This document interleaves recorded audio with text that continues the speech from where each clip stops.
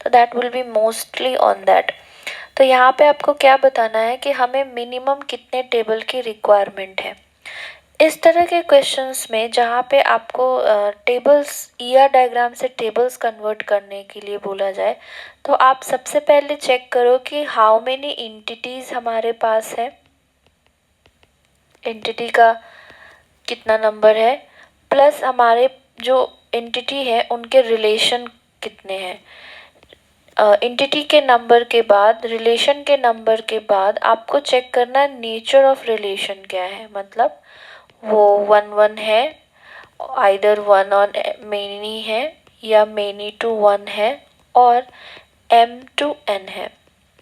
ठीक है, तो जितने एंटिटी होंगे, तो सबसे पहले एंटिटी पे आते हैं। तो हमारे पास कितने एंटिटी हैं? 3 एंटिटी। कौन कौन से? m, p और n। तो ये 3 एंटिटी हो गए। तो 3 टेबल्स तो आपको रिक्वायरमेंट मिनिमम होंगे ही होंगे। ठीक है, उसके बाद हम रिलेशनशिप पे आ रहे हैं। तो रिलेशनशिप हमारे कितने हैं? R1 एंड R2, मतलब 2 रिलेशनशिप। तो जैसे आपने जितना नंबर ऑफ टेबल्स बोला, जितना एंटिटी है उतना टेबल्स होता है, वैसे जितना रिलेशन है उतना टेबल्स आपको नहीं बनाने होते। दैट्स वाई हम नेचर ऑफ टेबल्स रिलेशन देखते हैं कि ये 1 1 है या 1 n है या n1 है या nn है। मतलब अगर ये 1 to 1 है या 1 to many है या many to 1 है, तो फिर आपको एक्स्ट्रा रिलेशन के लिए टेबल्स बनाने की ज़रूरत नहीं है। जो एग्जिस्टिंग एंटिटी टेबल है वो इसी में इंक्लूड हो जाएगा। ठीक है, और अगर जो आपका मेनी टू n है तो उस केस में आपको एक्स्ट्रा टेबल्स बनाने की ज़रूरत है। तो अब हम देखते हैं, हमारे पास 3 एंटिटी हो गए, 2 रिलेशन है, और दोनों रिलेशन के नेचर क्या है। तो अब आप यहाँ पे डायग्राम में देखो कि ये 1 to क्या है? मेनी है, और दूसरा वाला रिलेशन भी क्या है? 1 to मेनी है। मतलब दोनों का रिलेशन 1 to मेनी है। अगर 1 to मेनी होता है तो मैंने अभी बताया कि आपको अलग से रिलेशन टेबल बनाने की ज़रूरत नहीं है। तो स्टिल आपका टोटल नंबर ऑफ टेबल्स कितना रह जाएगा? 3। तो the right answer for this question is 3। Minimum 3 आपको रिक्वायरमेंट होंगे, मैक्सिमम कितने भी हो सकते हैं, it's up to you, but minimum तो 3 आपको लगेंगे ही लगेंगे। आपका नेक्स्ट क्वेश्चन सिमिलर क्वेश्चन है, इन्होंने बस डायग्राम के बजाय उसको क्या लिख दिया है? स्टेटमेंट के फॉर्म में लिखा है। तो लेट्स सी द स्टेटमेंट क्या कहता है। Let E1 and E2 be the two entity in an AR diagram with simple single valued attribute। ठीक है, तो हमारे टोटल नंबर ऑफ एंटिटी कितने हैं यहाँ पे? E1 and E2। मतलब मिनिमम 2 टेबल्स तो आपको लगेंगे ही लगेंगे। ठीक है, फिर मैंने बोला जब आपने एंटिटी चेक कर लिया देन आपको क्या चेक करना चाहिए? Relation. E1 E2 are two relationship between, और इनके साथ मान लो मैंने इसको ER1 बोल दिया और ER2 बोल दिया, तो रिलेशन भी कितने हैं? 2। तो अभी हमें टोटल नंबर ऑफ टेबल पे जंप नहीं करना है, क्योंकि हमें तीसरा स्टेप क्या करना होता है? नेचर ऑफ रिलेशन चेक करना होता है कि दोनों रिलेशन है वो कैसा दिया गया। तो आप यहाँ पे पढ़ो, where E1 is 1 to many and E2 is many to many। मतलब E1 के लिए तो आपको कुछ सोचना नहीं है, ये तो क्या है? 1 to many है, तो ये इसी एग्जिस्टिंग ER आपका जो टेबल है, आइडेंटिटी टेबल, उसमें ही मर्ज हो जाएगा। बट E2 के साथ क्या होगा? चूंकि E2 आपका many to many है, तो फिर मेनी टू मेनी रिलेशनशिप के लिए आपको क्या करना पड़ेगा? एक और टेबल ऐड करना पड़ेगा। तो टोटल नंबर ऑफ टेबल्स कितने हो गए? 2 आपके एंटिटी के लिए और एक क्या हो गया आपका? मेनी टू मेनी रिलेशनशिप के लिए। तो अगेन यहाँ पे मिनिमम टेबल की रिक्वायरमेंट क्या हो गई आपकी? 3। एक चीज़ और बात जो आपको ध्यान में रखनी चाहिए कि अगर रिलेशन का भी खुद का कोई एट्रीब्यूट है, जैसे इन्होंने कहा होता है एक स्टेटमेंट और कि E1 हैज़ ER1, हम यहाँ बोलते हैं कि ER1 जो है उसका एक और खुद का भी एट्रीब्यूट है। जैसे यहाँ पे इन्होंने क्लियरली बोल दिया है कि E1 and E2 do not have any attribute of their own. मतलब जो रिलेशनशिप है उनका खुद का कोई एट्रीब्यूट नहीं है। तो उस केस में भी हमको टेबल बनाने का ज़रूरत नहीं है। बट अगर रिलेशन हैविंग एट्रीब्यूट खुद का, तो चाहे वो 1 1 हो, मेनी वन हो, आपको उस रिलेशन के लिए भी टेबल्स बनाने होते हैं। ठीक है, तो आप इन चीज़ों का ध्यान रखोगे जब भी आप ईयर डायग्राम से रिलेटेड क्वेश्चन कर रहे हो। तो नेक्स्ट हम देखते हैं कुछ क्वेश्चन जो नॉर्मलाइजेशन के बेसिस पे हैं। तो इससे पहले आप एक स्टेटमेंट ध्यान में रखो। नॉर्मलाइजेशन आप समझते हो कि क्या होता है। हम क्या करते हैं, सबसे पहले अपने आइडियाज़ को ईआर डायग्राम में लिखते हैं, फिर हम उसको किस चीज़ में लिखते हैं, टेबल्स के फॉर्म में लिखते हैं। ठीक है, बट जो आप टेबल बनाते हो ऑल टाइम वो सफिशिएंट नहीं होता, मतलब इफ़िशिएंट नहीं होता है। कुछ उसमें प्रॉब्लम होते हैं, कुछ एनोमली होती है या रिडंडेंसी होती है। तो नॉर्मलाइजेशन क्या होता है, आपके छन्नी की तरह है कि वो क्या करता है, आपके टेबल को चेक करता है और उसके बाद जो टेबल्स बनते हैं, मतलब ज़्यादा भी हो सकते हैं टेबल्स, कुछ ब्रेक भी करने पड़े आपको टेबल्स, तो वो जो टेबल होते हैं वो क्या होते हैं, एनोमली और रिडंडेंसी फ्री होते हैं। बट नॉर्मलाइजेशन के प्रोसेस में जब हम टेबल्स को ब्रेक करते हैं तो क्या होता है, कभी कभी डिपेंडेंसी प्रिजर्व नहीं होती। डिपेंडेंसी प्रिजर्व नहीं होने का मतलब क्या है कि लेट्स सपोज आपके पास एक रिलेशन है ए बी सी डी करके, okay, and there is a dependency from A to B and there is a dependency from C to D। तो ये नॉर्मलाइज नहीं है ना। There is a trivial dependency, है, और अगर ट्रिवियल डिपेंडेंसी है तो हमको इसको क्या करना पड़ता है, नॉर्मलाइज करना पड़ता है। नॉर्मलाइज करने के लिए हम क्या करते हैं, ए बी को अलग रखते हैं, ए बी सी को, और ब्रेक कर देते हैं फिर सी और डी पे। ठीक है, तो इस केस में तो क्या देखो, एक डिपेंडेंसी क्या है, ए बी टू सी, और दूसरी डिपेंडेंसी है सी टू डी। तो ये डिपेंडेंसी तो प्रिजर्व हो गई, पर मान लो यहाँ पे एक और डिपेंडेंसी होती बी टू डी, है ना, और आपको टेबल इस तरह से ब्रेक करना पड़ता, तो क्या ये थर्ड वाला डिपेंडेंसी आप अभी शो कर सकते हो? नहीं शो कर सकते हो, क्योंकि दोनों क्या हो गया है, आपके अलग अलग टेबल में होते हैं। तो यहाँ पे क्या होता है, डिपेंडेंसी का लॉस हो जाता है कभी कभी आप जब नॉर्मलाइजेशन करते हो। तो इन बेसिक अगर आप 1NF तक नॉर्मलाइज कर रहे हो, 2NF तक कर रहे हो, 3NF तक कर रहे हो, तब तक आपकी डिपेंडेंसी क्या होती है, प्रिजर्व होती है। लेकिन जैसे ही आप BCNF तक जाते हो कि नहीं हम अपने टेबल को और बेटर बनाएंगे, तब डिपेंडेंसी प्रिजर्व हो भी सकती है और नहीं भी हो सकती है। तो अब इस थ्योरी को दिमाग में रखते हुए हम ऊपर देखते हैं। तो इट्स सेइंग दैट यहाँ पे है फॉलोइंग स्टेटमेंट्स, इट मीन्स या मल्टीपल ट्रू और फॉल्स हो सकते हैं, तो हमें ट्रू स्टेटमेंट निकालना है।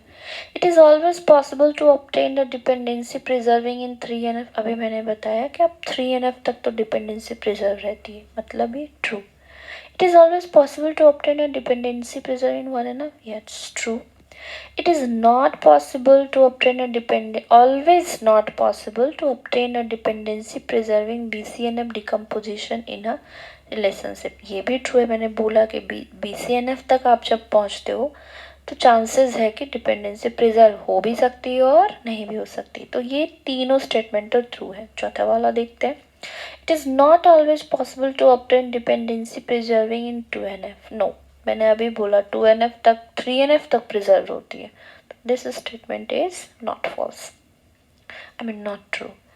तो your answer will be what is तक कहाँ तक आपके स्टेटमेंट सही है, that is A, B और C. नेक्स्ट क्वेश्चन हम देखते हैं, that is based on super की।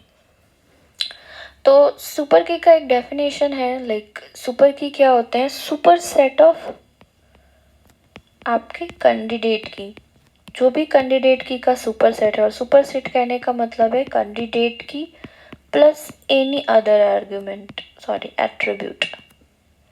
कोई भी कैंडिडेट की के अलावा आप जो एट्रीब्यूट बनाते हो वो क्या हो जाता है, आपका सुपर की। ठीक है, तो सबसे पहले तो मुझे क्या निकालना पड़ेगा, यहाँ पे आपको निकालना पड़ेगा कैंडिडेट की। और कैंडिडेट की में हम एक्स्ट्रा कितने एट्रीब्यूट लगा सकते हैं, कितने पॉसिबल कॉम्बिनेशन बना सकते हैं, उस पे क्या आता है आपका सुपर की। तो हमारे पास रिलेशनशिप क्या है, ए बी सी डी और E, and what are the dependencies,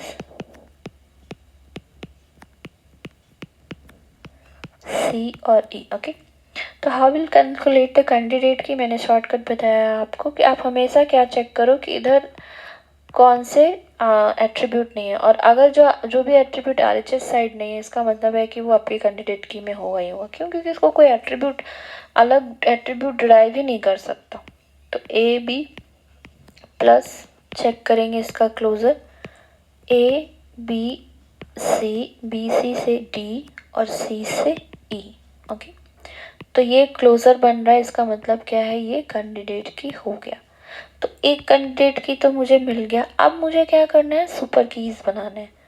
super keys में मैंने बोला कैंडिडेट की के बाद कोई भी आप पॉसिबल जितने कॉम्बिनेशन बना सकते हो एट्रीब्यूट के, बचे हुए एट्रीब्यूट के, वो क्या हो जाएंगे आपके सुपर की में। तो हम सिंगल सिंगल वाले कॉम्बिनेशन बना रहे,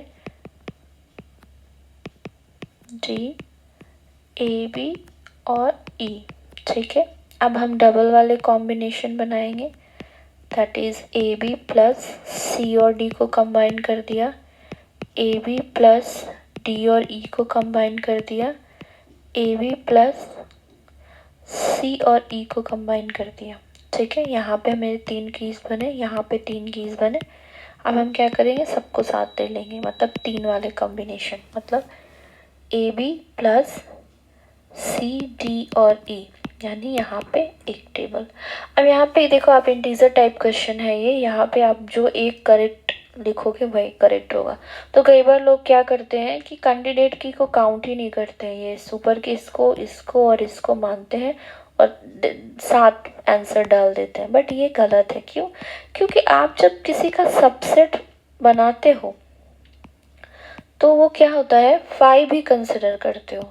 तो कैंडिडेट की ऑल्सो अ सुपर की, कैंडिडेट की भी खुद में एक सुपर की है विथ 5 एट्रीब्यूट। ओके, तो हमारा टोटल नंबर आंसर्स में क्या आने चाहिए, 8। तो बी मेक श्योर कि आप ऐसी छोटी गलती ना करो, क्योंकि GATE is very tricky. He knows कि आप कैंडिडेट की सुपर की निकाल सकते हो, बट आप कहाँ मिस करोगे, उसके बेसिक वो में कि आपने कैंडिडेट की इंक्लूड करना है कि नहीं करना है। तो आपको सेट का कॉन्सेप्ट याद होना चाहिए कि 5 भी सबसेट का पार्ट होता है, दैट्स वाई कैंडिडेट की विथ 5 इज अ सुपर की। ठीक है, सो एंड नेक्स्ट क्वेश्चन देखते हैं। ये क्वेश्चन देखने में ज़्यादा बड़ा लग रहा है, लेकिन इट्स वेरी सिंपल। आप इसको एक बार करोगे तो, बिकॉज गेट क्या होता है, कभी कभी ऐसे क्वेश्चन पूछते हैं जो दैट्स लुक वेरी हार्ड और समथिंग लुक्स वेरी कि बहुत कॉन्सेप्चुअल है, बट ईजी होता है। तो इस टाइप के क्वेश्चंस को आपको क्या करना है, सिंपली पूरा ध्यान देना है आपको क्वेश्चन को समझने में। एक बार आपने क्वेश्चन को समझ लिया then it is easy to solve. अगर क्वेश्चन छोटा है तो वो सॉल्व करने में हार्ड होगा, और अगर क्वेश्चन बड़ा है तो वो समझने में हार्ड होगा बट सॉल्व करने में इजी होगा। ओके, तो ये अगेन फंक्शनल डिपेंडेंसी का थिंग है। इसमें क्या बोला जा रहा है आपको कि फर्स्ट जो डेफिनेशन है, पहले क्वेश्चन को पढ़ते हैं। In the context of schema normalisation in relational DBMS consider as set F of functional dependencies. The set of all functional dependencies implied by F is called closure. तो आपको closure का definition पता है, it's simply defining what is closure. To compute the closure of M, Armstrong's axioms. Okay, तो normalization में basic Armstrong का भी axioms आते हैं, जिसको हम लोग रैट रूल भी बोलते हैं, रिफ्लेक्सिव एग्रीमेंटेशन एंड ट्रांजिटिविटी का रूल। तो यहाँ पे बोला जा रहा है कि हम जब निकालते हैं ना क्लोजर, तो हम आर्मस्ट्रॉन्ग एक्सियम का भी यूज़ करते हैं, डायरेक्टली इनडायरेक्टली हम लोग करते हैं। Consider X Y Z are the set of attribute over a relation, the 3 rules of Armstrong axioms are describe as below. ठीक है, ये 3 रूल्स बताया जा रहा है कि आर्मस्ट्रॉन्ग के क्या है।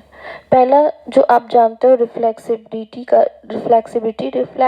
का रूल कहता है कि अगर y x का सबसेट है, मतलब कि मान लो y में a b है, वो सबसेट है a b c का, तो x will determine by obviously a b c से ये a b तो निकल ही जाएगा, तो दैट इज आर रिफ्लेक्सिबिलिटी का रूल। देन आर्गुमेंटेशन का रूल क्या कहता है कि अगर x और y कोई डिपेंडेंसी है और आप बोथ साइड z ऐड कर दो तो इट विल नॉट चेंज, ये वैलिड है, मतलब x कैन डिटरमाइन y, मतलब एक्स्ट्रा एट्रीब्यूट लगाना, आर्गुमेंटेशन। आप कुछ को ऐसे समझ सकते हो कि अगर स्टूडेंट आईडी की मदद से आप स्टूडेंट का एड्रेस निकाल सकते हो, तो स्टूडेंट आईडी प्लस स्टूडेंट के नेम से उसका नेम और एड्रेस तो निकल ही जाएगा। नेक्स्ट है रूल ऑफ ट्रांजिटिविटी का रूल हमने सेट्स में भी पढ़ा था, सेम थिंग है कि अगर x y को डिटरमाइन करता है और y z को डिटरमाइन करता है तो x z को डिटरमाइन करेगा। ठीक है, आप ऐसा समझो कि स्टूडेंट आईडी की मदद से आप स्टूडेंट नेम निकाल सकते हो और स्टूडेंट नेम की मदद से आप एड्रेस निकाल सकते हो, तो आप स्टूडेंट आईडी की मदद से एड्रेस डायरेक्टली भी निकाल सकते हो। ठीक है, ये आपका पूरा क्वेश्चन ने समझाया हुआ है, और जिनको विच whoever's know the Armstrong axiom, तो उनको तो इतना पढ़ने का भी जरूरत नहीं पड़ेगा, they can directly jump to the question. Now the additional rule of union is defined as follow. उन्होंने बोला है कि अब इसके अलावा भी रूल्स हैं, वो क्या है कि x यूनियन का रूल है, that is x determine y, x determine z। ठीक है, तो इन दोनों को हम कंबाइन करके बोल सकते हैं कि x can determine z। This is the rule of union. अब क्वेश्चन है, it can be prove that the additional rule of union is also implied by the through rules of Armstrong axiom listed below the four combination of these three rules, which one of them these combination is both necessary and sufficient for the proof। मतलब ये कहने का मतलब है कि इन तीनों rule की मदद से आप इस रूल को डिटरमाइन कर सकते हो, मतलब अगर आपको ये नहीं भी पता होता तो ये तीन इम्प्लाई करके, ये तीन नहीं मतलब जरूरी नहीं, कॉम्बिनेशन ऑफ एनी थ्री, मतलब हो सकता है आर और टी मिलके इसको कम डिटरमाइन कर दे, ए और टी मिलके डिटरमाइन कर दे, या फिर तीनों का ही कॉम्बिनेशन मुझे लगाना पड़ेगा। ठीक है, तो हम प्रूफ करने की कोशिश करते हैं कि किन दोनों से ये प्रूफ होगा। तो हमने क्या लिया, रूल ऑफ एगमेंटेशन लिया, तो हमारे पास डिपेंडेंसी क्या है, x determine y and x determine z। हम क्या करेंगे, एगमेंटेशन लगाएंगे, मतलब दोनों साइड हम क्या एक्स्ट्रा ऐड कर रहे हैं, हम इस इक्वेशन में हम एगमेंट करेंगे इसको y से। ठीक है, सॉरी x, इस वाले को हम y से करेंगे एंड इस वाले को हम x से करेंगे, एगमेंट करना है। ठीक है, तो एगमेंट करने का मतलब क्या है कि हमने दोनों साइड में इसको अटैच किया, दैट इज x को अगर हम एगमेंट कर रहे हैं इससे तो x y टू x, ये हुआ मेरा equation 1।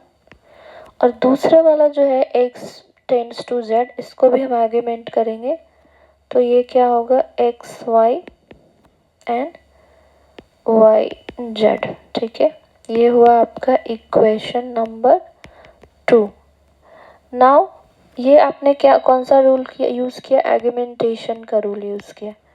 Now combining equation 1 and equation 2 and applying transitivity का रूल, ट्रांजिटिविटी रूल, तुमको इसको रीराइट कर लेते हैं कि x determine X Y and X Y determine Y Z. तो ट्रांजिटिविटी रूल का क्या कहना है कि अगर x y को डिटरमाइन कर रहा है और x y y z को डिटरमाइन कर रहा है, तो x किसको डिटरमाइन कर सकता है, y z को।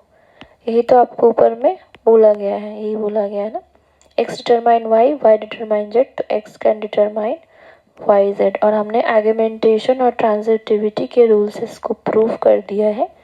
तो हमारा जो आंसर होगा वो क्या होगा कि हमें किसकी ज़रूरत पड़ेगी, सिर्फ आप आर्गुमेंटेशन और ट्रांजिटिविटी के रूल के मदद करके आप ये निकाल सकते हो। तो our answer will be what, argumentation plus transitivity. ये दो रूल अप्लाई करके आप यूनियन को अप्लाई कर सकते हो। Then in the next series हम कुछ और टॉपिक चूज करेंगे DBMS का और फिर उसके क्वेश्चंस करेंगे। Thank you.